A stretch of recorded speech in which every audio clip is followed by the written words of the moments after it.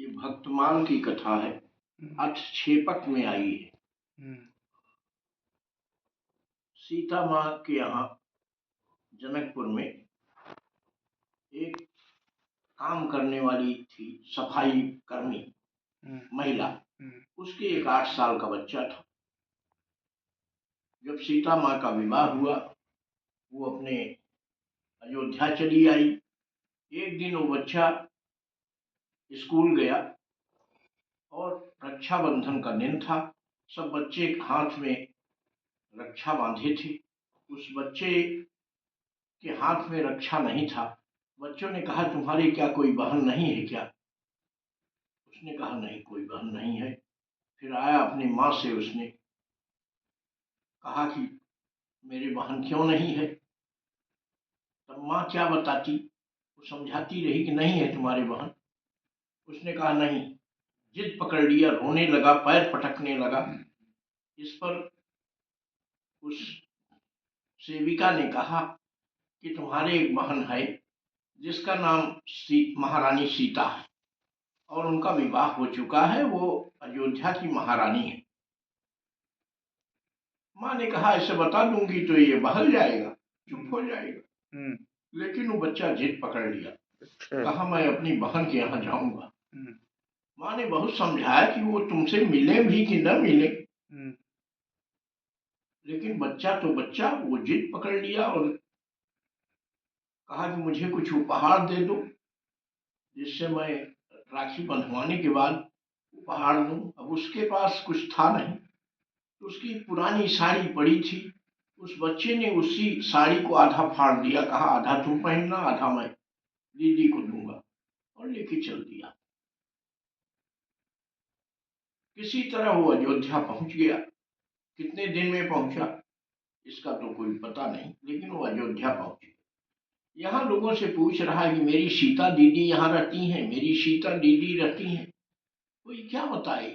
कहा कि सीता दीदी तो तुम्हारी नहीं रहती हैं, लेकिन हाँ, सीता महारानी है यहाँ की, वो रहती हैं और कोई जाने भी न दे उनके पास। 4 दिन तक गलियों में भटकने के बाद वो बच्चा भूख प्यास से व्याकुल होकर सड़क पे ही गली में लेट गया और उसको नींद आ गई। रात 12 बजे सीता माँ हाथी पर सवार होकर, वो जो पराम्बा है, सब कुछ जानती हैं, उस हाथी पे सवार होके आई और उस बच्चे के स्वप्न में बताई कि मैं तुम्हारी दीदी हूँ सीता, और मैं आ गई हूँ, तुम्हें अब कोई कष्ट नहीं होगा। और अपने साथ हाथी पे बैठा के उसको कनक भवन ले गई और अपने साथ खिलाती थी, उसको अपने साथ सुलाती थी, चूंकि छोटा बच्चा था। प्रभु श्री राम का भी वो पैर छूता था जीजा करके, तो केवल खुश रहो करके आशीर्वाद दे देती थी, उससे कोई बातचीत नहीं करती थी। 4-6 दिन रहने के बाद वो बच्चा, सीता मैया ने उसको विदाई दिया, गठरी बांध दिया और कहा ले जाओ, अपनी माँ को भी ये उपहार में दे देना, और वो लेके चल दिया। माँ के पास आया, माँ से कहा कि मैं सीता दीदी से मिल आया हूँ, उन्होंने ये उपहार दिया है आपके लिए भी। तो जैसे गठरी खोला, उसमें हीरा मोती माणिक तमाम है, जवाहरात सब निकल पड़े और उसकी गरीबी दूर हो गई। क्योंकि अब वो महारानी सीता का भाई हो गया था, उसकी गरीबी वहीं से दूर हो गई। इधर सीता माँ का जब वनवास हुआ, वहां से चली, गोस्वामी तुलसीदास जी ने कवितावली में लिखा है, पुरते निकसी रघुवीर वधु, धरि धीर दये मग में डगडोय, झलकी भर भाल कनी जल की, पुट सूख गए मधुराधुर रोए, फिर बूझती हैं चलनो अब के टिक, पर्ण कुटी करिहो की तुहे, तिय की लखिया तुरता पिय की, अखियां जल चारु चली जल चुए। इसके बाद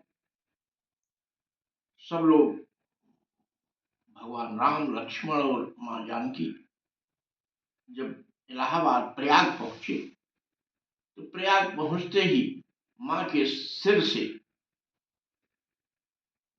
आंचल जो है, सिर से जो सिर पे साड़ी थी वो खिसक गई थोड़ा सा, और आंख से उनके आंसू निकल आया अपने भाई को याद करके। उन्होंने प्रभु से कहा कि मेरे भाई, उस बच्चे का नाम प्रयाग था, जो बच्चा गया था भाई बहन के यहाँ, उस बच्चे का नाम प्रयाग था। इस पर उन्होंने कहा कि आपने जाते न तो उससे बच्चे से कोई बात किया, जबकि वो आपका साला था, और न आपने उसको जाते समय कुछ दिया, तो ये कर्ज है आपके ऊपर उस बच्चे का। यहाँ आके स्मरण दिलाया माँ ने। तो प्रभु ने कहा ठीक है, प्रयाग तीर्थ तो सब है, सब तीर्थ है, सब तीर्थों में मेरा वास है, लेकिन ये प्रयागराज जो है, आज से तीर्थ राज प्रयाग कहा जाएगा उस बच्चे के नाम के कारण। तब से ये तीर्थ राज प्रयाग हो गया। इसके बाद जैसे ही प्रयाग की सीमा माँ ने क्रॉस किया, आगे बढ़ी, वैसे ही सिर का पल्लू उन्होंने फिर यथावत कर लिया कि अपने पीहर से, अपने मायके से, उसको ये भाई यहाँ रहता तो इस नाते उन्होंने इसको भी पीहर माना और वहां से चल दी। ये कथा ये बताती है कि माँ बड़ी दयालु होती है, पराम्बा वो जगत जननी जो चाहे वो सब कुछ कर सकती।